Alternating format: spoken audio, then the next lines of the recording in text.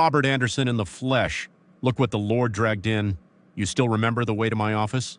Come on now. I haven't been gone that long. You sure? Last I checked, you've been neck-deep in that community center of yours. How's it going? Whew. Busy as ever. We just got 3 new intakes from Fulton County Juvenile. One of them, Tariq, 16, came in with more walls than drywall. But he smiled yesterday for the first time. That made my week. That's powerful, man. Sit down, sit down. You want coffee, water? I'm good, thank you. So, what brings you by this fine Monday morning? Something on your spirit? Yeah, it's been building for a while. About 5 months now, I've been feeling this nudge, no, push, really, that it's time to settle down. Settle down like get married? Exactly. And it's not some lonely season thing, Pastor Ross. I've been praying, fasting, and I'm clear on this. I've poured so much into work, into the NGO, but I feel like God is saying it's time to build a home, legacy, stability. Amen to that. He who finds a wife finds a good thing and obtains favor from the Lord, right?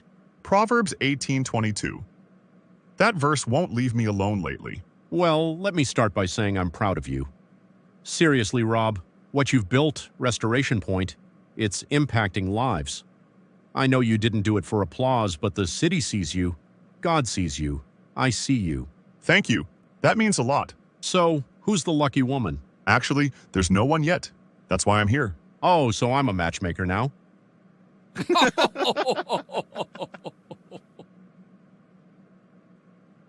Sir, I'm just saying, you've been shepherding this flock longer than I've been saved.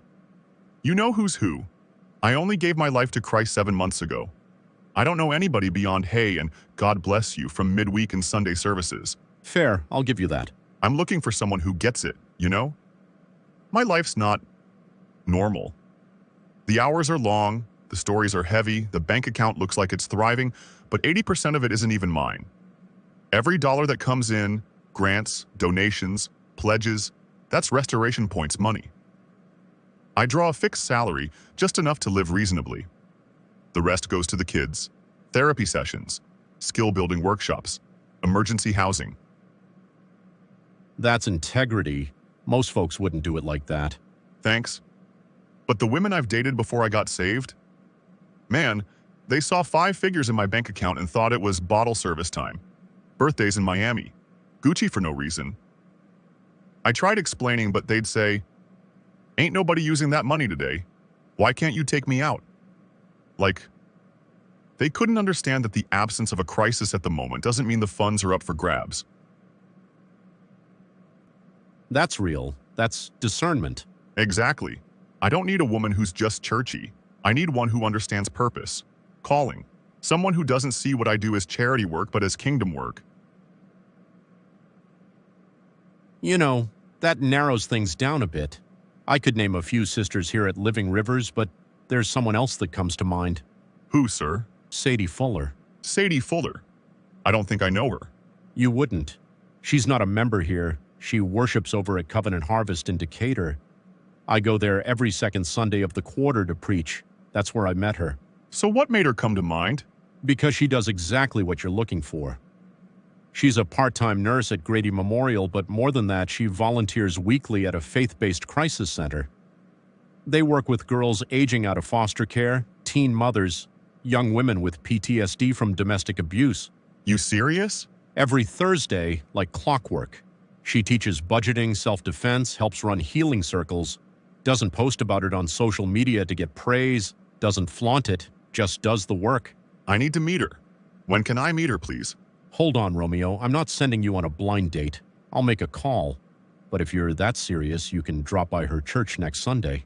Please, I'll be there. Just tell me when and where. All right. Covenant Harvest Church, 2067 Pine Bluff Road, Decatur. Ask for Ashley Moore in the admin office. Tell her Pastor Ross Langston sent you and you're looking to connect with Sadie. She'll handle it from there. Ashley Moore. Got it? And Rob? Yeah? Take your time. Don't be so desperate that you miss the will of God. Understood, sir.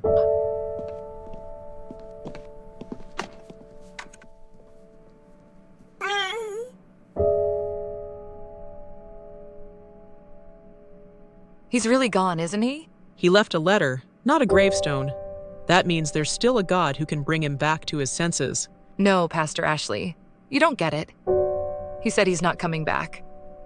He said 3 babies at once was too much. That his job at the bottle factory barely pays $2,200 a month before taxes. He said he married me expecting 1 baby.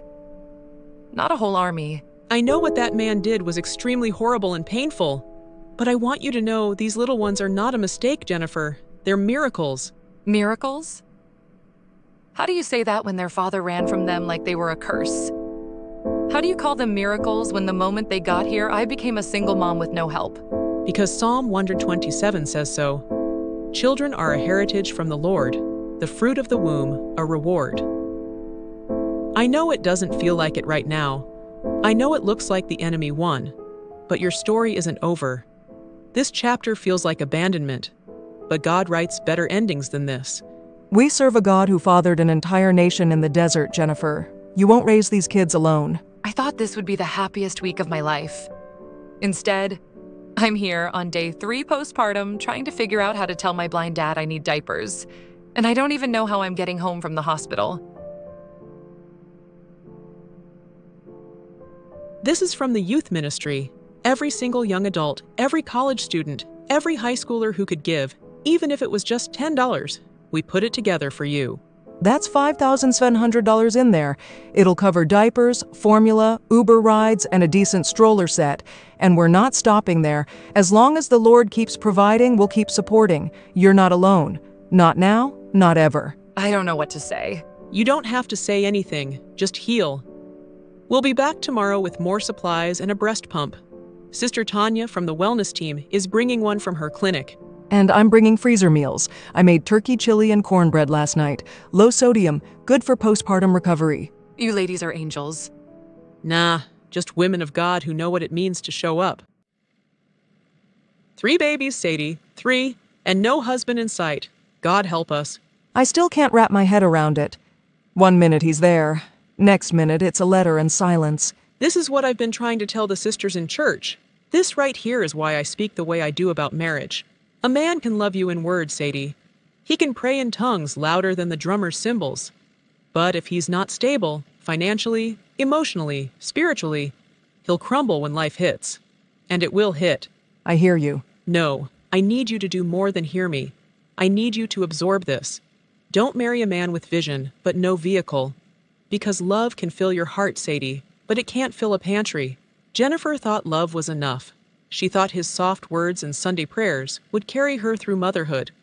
But now she's got triplets, no job, a blind father at home, and nothing but a letter to explain the rest. What I'm praying any lady doesn't do is fall for a potential package. That's the mistake we make in church. We fall in love with callings before counting the cost.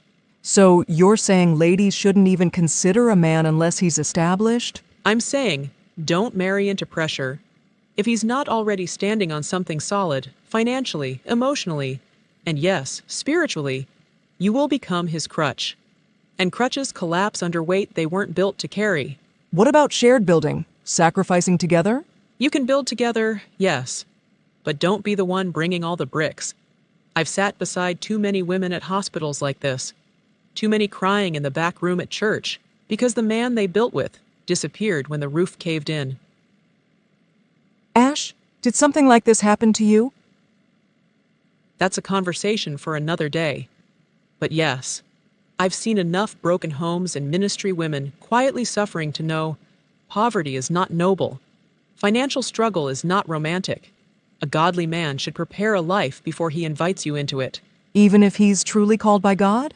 It seems like these women's story has not taught you any lesson. God will confirm his calling with provision. He may not be a millionaire, but you'll see order. Peace. A man of God should have a plan, not just a prayer life. Thanks, Ash. I know you mean well. I'm only asking all these questions for the sake of clarity. Always. I'd rather you be mad at me now than crying on a hospital bed later.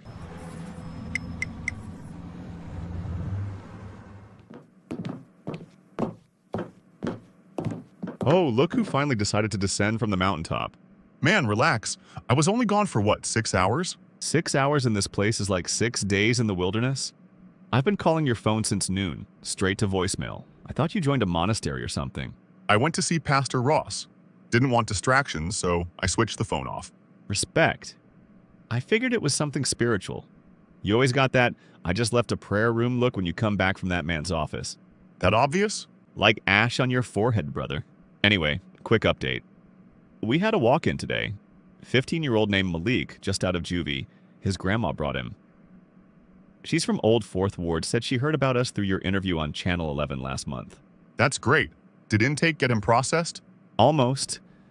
I put him on Miss Carla's schedule for tomorrow morning. Therapy slot at 9:30.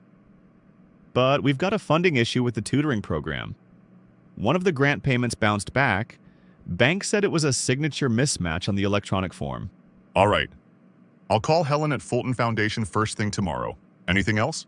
That's the big stuff. Malik's gonna need a Chromebook, by the way. We've got 2 spares in the cabinet. I'll authorize one for him tonight. So, what'd you go to see Pastor Ross for? Something big? Yeah, kind of. Been praying lately. Feeling like it's time to settle down.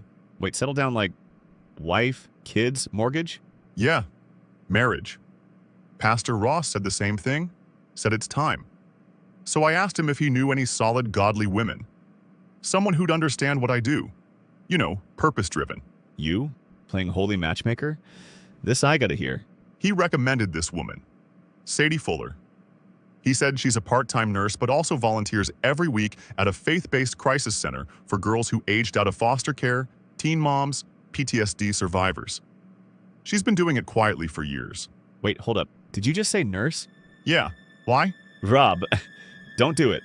Don't mess with no nurse, man. I'm telling you that as a friend. What are you talking about? Nurses. Flirts. They practically live at the hospital and in other people's DMs. And don't even get me started on the night shifts. You think you know where she is at 2 a.m., but bro, 2 a.m. in a hospital is Vegas with a license. Come on, Kelly, that's extreme. I'm dead serious. My cousin Derek, he married a nurse named Chantel from Charlotte. Everyone told him not to, but he kept saying she was different. Sweet girl. Prayed in tongues. Sang alto in the choir. But 6 months into the marriage? Boom! Caught her in their apartment kissing some pharmaceutical rep named Ray. She said it was a stress relief slip-up. No way! Yeah. And guess who's raising their 2-year-old daughter solo now while she's posting selfies in Aruba? Bro, I'm telling you, stay away from nurses. Okay, but Kelly, that's one person. One marriage. I know plenty of nurses in stable marriages. You can't condemn a whole profession because your cousin married the wrong one. I'm just saying, bro. Watch your step. You've built something solid here. You bring in the wrong woman, and this whole place could crack at the foundation. I appreciate the warning, really, but I'm not going to make decisions based on someone else's failure. I'm going to pray. I'm going to meet her. And if God says no, then it's no. But until then, I won't judge the girl for wearing scrubs. You've always been the idealist between us. Just be careful. That's all I'm saying. I hear you. Woman of valor, that worship team wore me out today. How was service for you? It was amazing, Pastor Ashley. That word on divine positioning hit me hard. I needed that reminder about Ruth, not chasing Boaz, just serving in the field. Amen. When you work the field God gave you, He'll send who needs to find you. And speaking of, that's kind of why I came looking for you. Oh, is everything all right? Nothing bad, but strange. There's a guy, said his name's Robert Anderson. He's waiting in the church office. Said he was told to ask for me, and I'd take him to you. Robert Anderson? Yeah, tall guy. Maybe mid-30s. I don't think I know anyone by that name. That's the thing. I tried to find out what exactly he wanted with you. I mean, I don't just escort strange men to my mentees like it's a dating show, right? But no matter how I probed, he wouldn't say. Just said, it's personal, and Pastor Ross sent me. Wait, Pastor Ross? Mm-hmm. Living Rivers Assembly. I called him just to verify, and he confirmed it. Said he gave Robert your name. Huh, that's different. Exactly. So I figured, whatever it is, it's serious enough for him to drive across town in a button-up on a Sunday afternoon. He's waiting in the admin office. Go talk to him. I'll catch up with you later. All right, I'll see what it's about and bring you the gist firsthand. You better. I'm not letting you wander into mystery territory without a debrief afterward. Yes, ma'am. 10-4. Intel will be reported.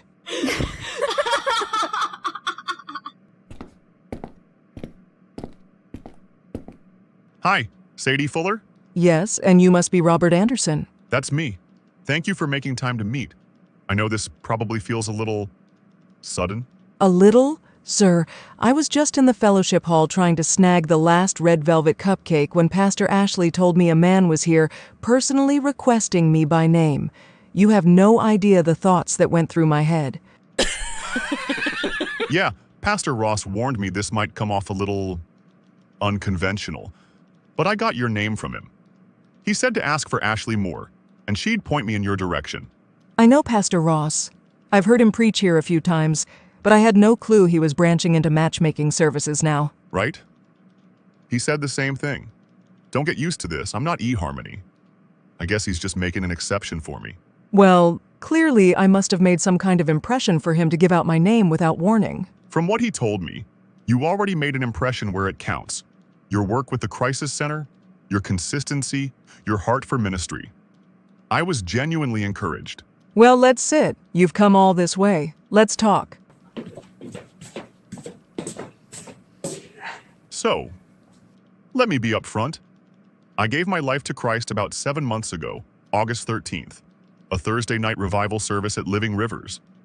I walked in mad at God, walked out a changed man. I'm still growing, still learning. So I just want to say ahead of time, if there are areas where I come up short spiritually, I hope you'll show me grace. I'm not perfect, but I'm serious about God. I appreciate your honesty. That actually says a lot about you. Thank you.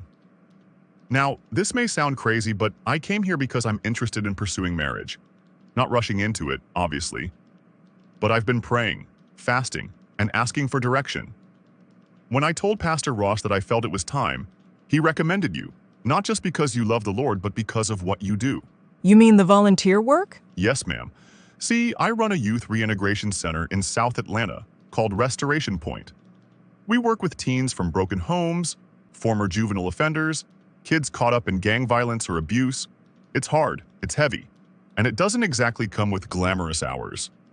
So when Pastor Ross said, you volunteer at a crisis center with similar burdens, I was like, okay, Lord, that's not coincidence. Everything he told you is true. I do part-time shifts at Grady as a nurse, but Thursdays and some Saturdays are for the girls at Anchor House, foster care survivors, teen moms, trauma victims. Some days I don't sleep more than 4 hours. Exactly. That's the kind of understanding I've been praying for. Someone who knows purpose, who knows what it means to sacrifice comfort for calling. Robert, I admire your clarity. I really do. But just because we're both in similar work doesn't automatically mean we're a match. Marriage is more than shared burdens. It's spiritual alignment, timing, counsel. Absolutely. I respect that. This isn't something I take lightly. I'd like to seek counsel. Pray. I don't want to say yes to courting just because someone recommended you or because it sounds good on paper. I understand. Completely. Honestly, I'm just grateful you didn't immediately say no. Take your time. I'm not in a rush. I believe if God is in this, He'll confirm it to both of us, clearly. I'll get back to you once I've prayed and gotten wise counsel. Is that all right? That's more than all right. That's the right way to do it.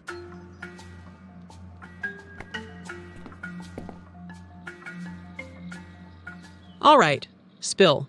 What did Mr. Weirdo have to say? Okay, so, first of all, he's not weird. Let's start there. That doesn't answer the question. All right. So, apparently Pastor Ross gave him my name. He said he's been praying about settling down, like, for real, and Pastor Ross felt led to recommend me. Wait, recommend you, like, as a wife? Yes, that's why he came. To introduce himself. He said he's looking to pursue courtship, with marriage in mind. Said he's not trying to date for fun. What did you say to him? I told him I'd pray about it, that I'd need to seek counsel, and he respected that. He didn't push. Mm-hmm. And?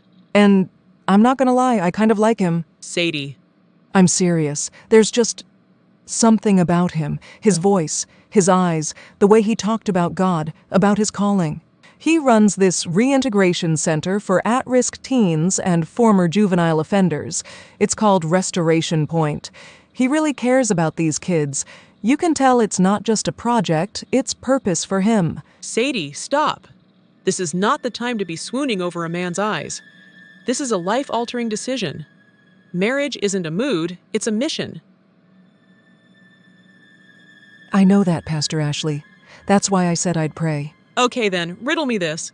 What's his denomination background? Who's his covering? What's his doctrine on headship and submission? Has he ever lived with a woman before? Does he tithe? What's his debt status? What's his emotional maturity level? Does he go to therapy? What triggers him? I don't know. Any of that. Exactly. You don't know this man, but you're already catching feelings off a 30-minute conversation in a church office? That's dangerous, Sadie. That's how people get trapped. But I'm not saying yes. I just said I felt positive, like it might be worth exploring. Feelings lie. Flesh gets excited. You've heard me say this 1,000 times. Listen, I'm not trying to kill your hope. I just need to make sure you're not led by emotion dressed up as discernment. I need to speak with him, face to face. Okay. Not to intimidate, just to get a feel. I'm your spiritual mother, Sadie. I don't let anybody just walk in and propose proximity. I need to see for myself what kind of man this is. I understand. I'll let him know you want to talk to him. Good. And make sure it's soon.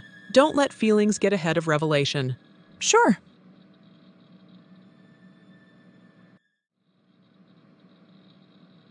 Good afternoon. You must be Ashley Moore? That's correct. Robert Anderson. Sadie told me you wanted to speak with me? Have a seat. So, what would you like to talk about? Let's start here. Do you remember the day you showed up at this church asking for Sadie? Yes, ma'am. And do you remember me asking you multiple times why you wanted to see her? I remember. And yet, you refused to answer. Not even a hint. Just stood there like I was TSA and you had classified files in your backpack. With all due respect, I didn't know who you were. You didn't say you were the youth pastor. If I'd known that... I said I was the person she's accountable to spiritually. What did you think that meant? Honestly, I thought you were her friend. You looked around the same age. So let me get this straight. You assumed I couldn't be her spiritual mentor because I look young. No, ma'am, I didn't say that. But you implied it. And the fact that you only took me seriously after Sadie confirmed my role tells me you still carry some old-school bias, that women can't be leaders unless they're 60 and in a robe. That's not what I believe. But I'll be honest, I'm new to the faith. The only spiritual leaders I've had in these 7 months have all been older. That's what I've seen. Not saying it's right. Just saying it's what I'm used to. Well, welcome to the rest of the church. God doesn't age his vessels before he uses them. Now let's move on. What exactly do you want with Sadie? I came with the intent to pursue a courtship that could lead to marriage. I respect her, and from what I've heard and now seen, she's someone I believe is worth building something with. Building something? Okay, let's break that down. What exactly do you bring to the table? Ma'am? Let's talk real. Do you have debt? How much do you make a year? Do you own a home? A car? How long have you been running that community center? Is it legally registered? What's your long-term growth plan? Do you even have life insurance? I can answer your questions, but I want to be clear. I came here out of respect, not for an interrogation. This is not an interrogation. This is protection. I'm responsible for the single sisters in this church, spiritually, emotionally, and I don't let just anyone into their lives, especially not a baby Christian with a new beard and a dream. All right. I run Restoration Point, a fully registered nonprofit in South Atlanta. We're funded by a mix of local grants, church partnerships, and private donations. I draw a modest salary, $72,000 a year. I live in an apartment, drive a used Honda Accord, no student loans, no kids. I tithe faithfully. I'm in the Word daily. I've been saved 7 months, but I'm not playing games. What if the funding dries up? Then I trust God. But I also have a background in behavioral therapy, I can pivot. I didn't build my entire life around a trend. This is calling, not convenience. You talk a good game. But Sadie isn't looking for inspiration. She needs structure, legacy, someone who understands long-haul sacrifice. I know what I signed up for. I'm not trying to impress you, Pastor Ashley. I'm just here because I believe in doing things right. And if Sadie honors you, then I'll honor your place in her life, even if this isn't easy. All right, Mr. Anderson. That'll be all for now. Sadie's outside. Send her in, please. Thank you for your time. Hey, hi. Hi. Just wanted to let you know, Pastor Ashley said she's ready for you. She asked me to tell you to come in.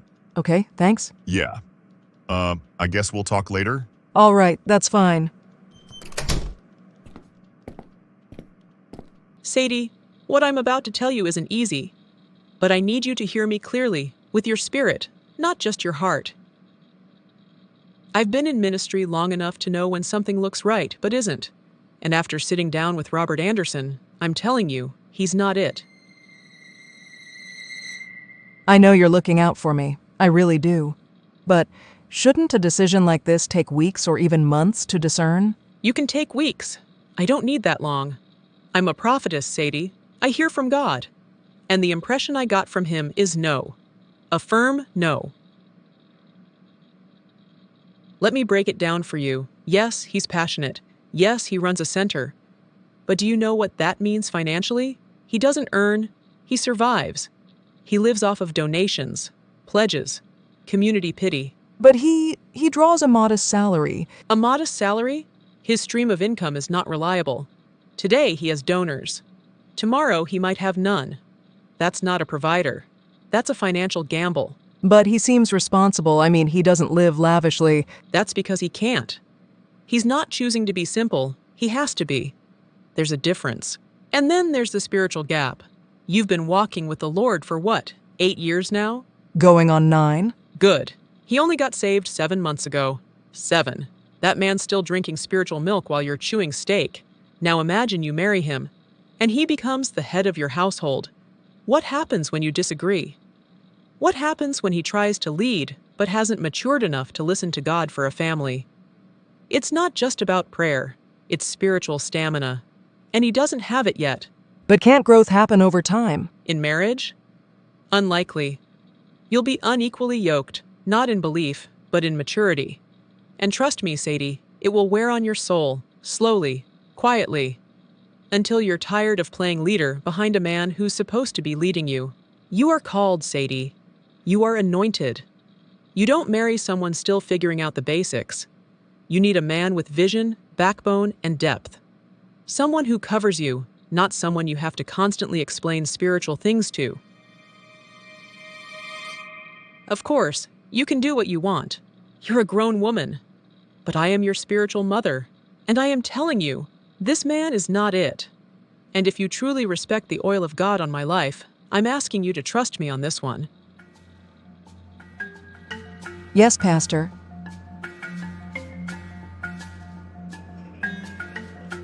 You said you wanted to talk? Yeah, I did. Thanks for meeting me.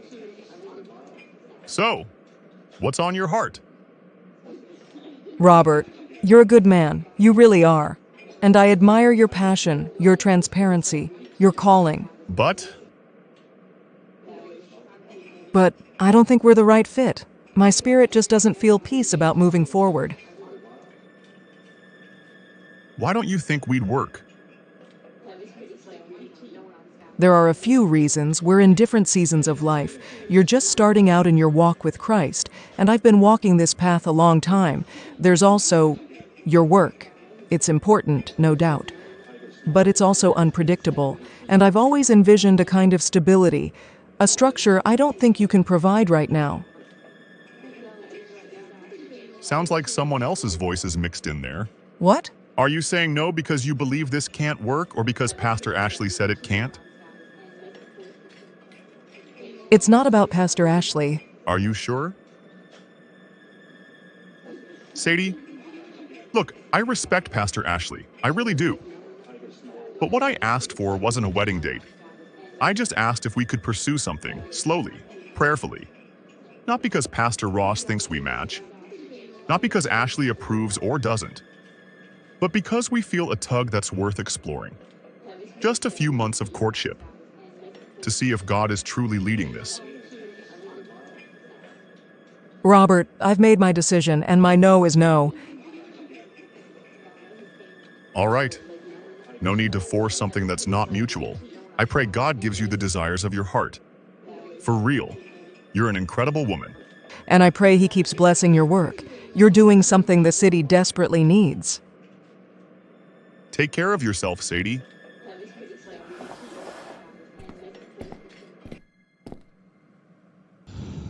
Rob, you look like you've had better days. Yeah, I needed to talk. Mind if I sit? Always. Sit down, son. So, I met with Sadie. We had a few conversations. The first time she asked for time to pray about things, which I respected. I really felt like we were starting from a good place, but then, a few days later, everything shifted.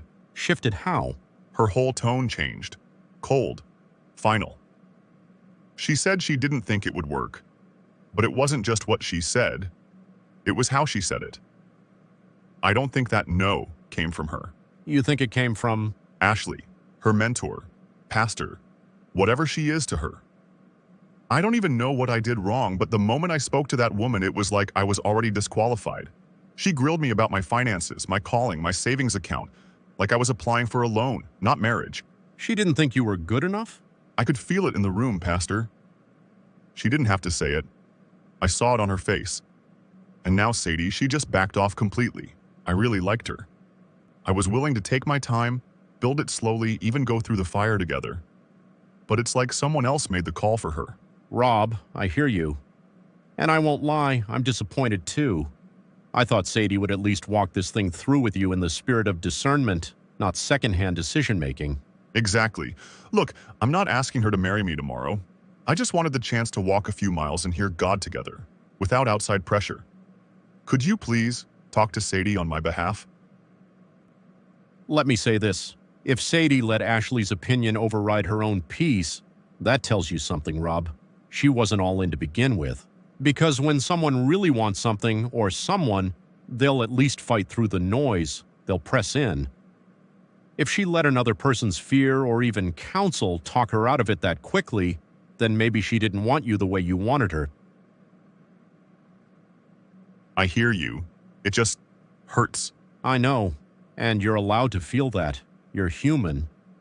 But marriage, son, it's hard. It's not a stroll through the Psalms. If you go into it with someone who isn't fully convinced you're the one, it's a slow crumble from the start. You need a woman who chooses you with clarity and peace, not pressure. So that's it? That chapter? Yeah, but the story? Not even close. There's a sister here at the church. Name's Danielle Price. No relation to Ashley, don't worry. She's deeply rooted in the Word. She's not flashy and she's faithful. All right, I'm open, though I won't lie. Sadie, she had my attention, but I won't chase where I'm not wanted. That's maturity, Rob. Give your heart time, but keep your spirit open. God's not done writing your love story, not even close.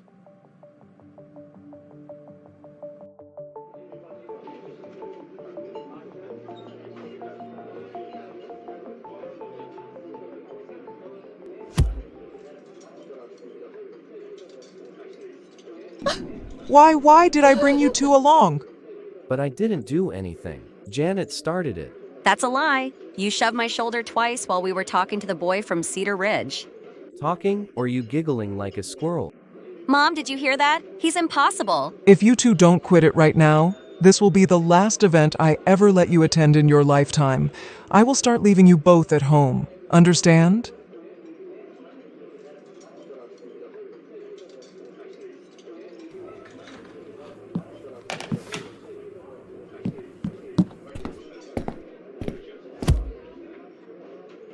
Oh, I am so sorry. I didn't see... No, my fault. I wasn't paying attention. You all right? RJ, right? You're the organizer? Yes, ma'am. You enjoying the evening? Very much. Everything is so purposeful. Clean. The agenda moved on time. The kids look like they're being seen, not showcased. That's the goal. We try to keep it about them, not us. Glory to God. You've done an incredible job. I've been to a dozen of these kinds of events over the years, and this one feels different. More heart, more God. That means a lot, really. Do you two know each other? Not really. I run the Anchor Project, faith-based therapy and housing for young women aging out of the foster system. Well, the Anchor Project, my nonprofit, has been doing good work. We serve about 30 young women annually, and a few of them transition into long-term support with our therapy partners. But lately, we've been reviewing our structure, and honestly, we think it might be more sustainable and far-reaching if we were to function as an extension of something larger. Larger? Something like Restoration Point. It wouldn't be a takeover, more of a merger, your systems, your coverage, your backbone, with our outreach and trauma-specific programs. I see. It's a model that could strengthen both arms, especially in the districts that overlap. All right, Ms. Fuller. I'd love to talk more with you about the merger, but I'm quite busy now. Would you be open to tea sometime this week? Of course, I'd be honored. Great. Let me check my calendar.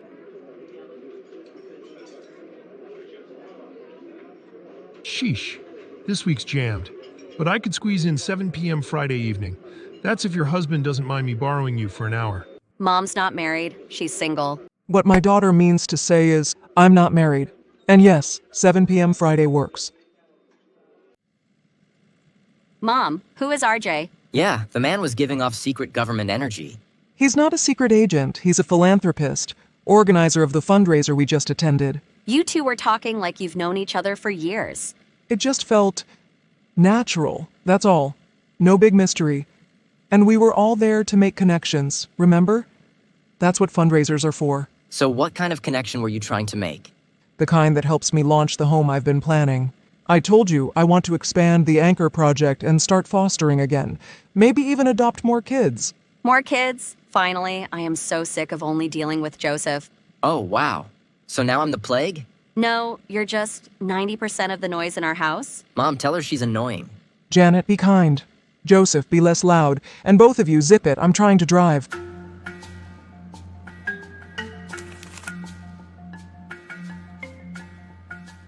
So that's the projected monthly breakdown. And these are the initial neighborhoods we want to begin serving. Okay, before we go any further. Is something wrong? Not at all. Can we pause the paperwork for a moment? I know we're here for business, but I'd like to know who I'm doing business with. I'd like to know you before I even think about funding something so close to your heart. I mean, who am I speaking with? All right. Well, I'm Sadie Fuller, born in '73, spent most of my adult life in... Sadie Fuller. You know, I almost married someone named Sadie Fuller once. You don't say. That's funny. I also almost married a man named Robert Anderson. What? Did I say something wrong? No, I'm Robert Anderson. No, you're not. You're RJ. That's a nickname. Started back in the early 2000s. Some kid I mentored at Restoration Point kept mixing up Mr. Robert and Mr. Anderson, so he just started calling me RJ to make it simple. It stuck. Didn't bother correcting folks after a while. But legally, on paper, passport, driver's license, it's Robert Jerome Anderson. Wait, you are the Robert Anderson? Oh my goodness, I don't believe this. I don't believe this.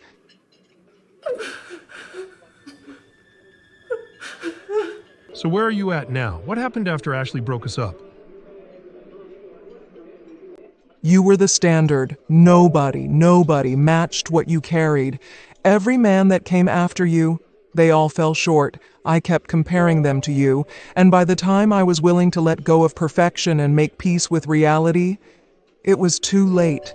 The calls had stopped coming. The interest dried up. And now, here I am. But you've got two amazing kids. That's something. By the way, what about their dad? If you don't mind me asking. I didn't give birth to them. Joseph and Janet were abandoned siblings from one of our trauma cases. Their mother was arrested. Father unknown, came through the system together.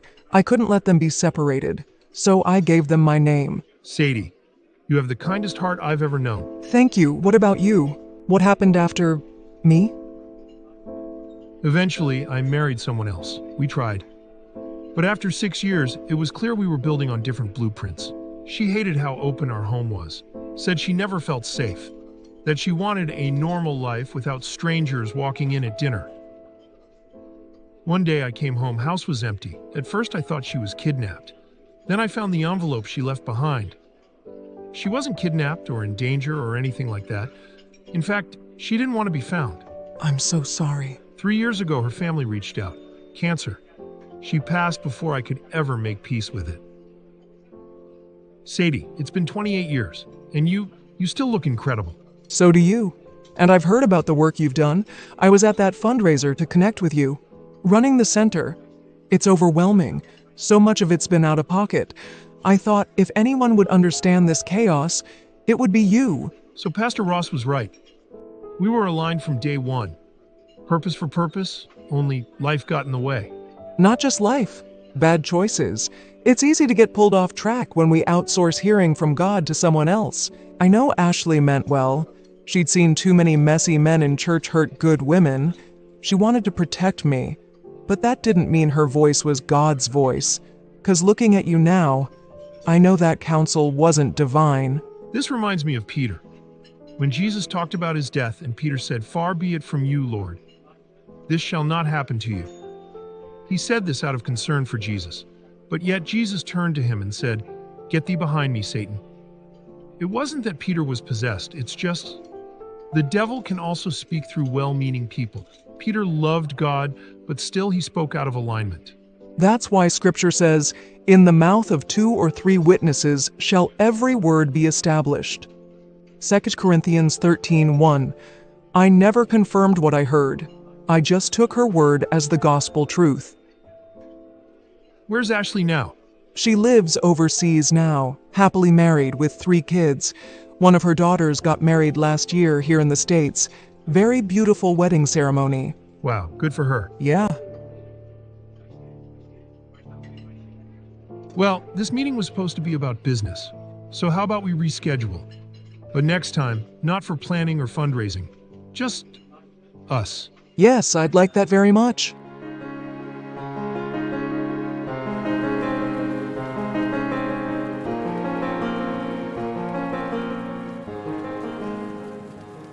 Well, I can confidently say this is the oldest bride and groom I have ever joined at this altar. But I'll tell you what, these two, they might be in their 50s, but there's nothing boring about them. They've seen life, they've prayed, and today they've come not just to say I do, but to make it mean something. They've written their own vows.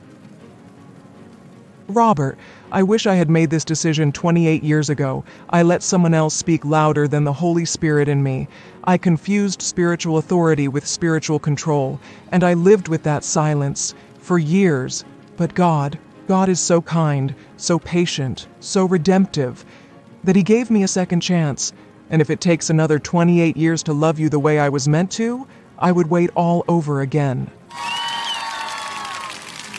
Sadie. There are moments in life where we miss the voice of God. And when we do, the cost is never small. For me, it cost time, tears, purpose, and you. But I've learned that delayed obedience still hurts. But it's not final. God doesn't throw away the story. He just waits for us to come back to the sentence He already wrote. Well, hallelujah. By the authority vested in me and under the covering of our Lord Jesus Christ, I now pronounce you husband and wife. Robert, you may kiss your bride.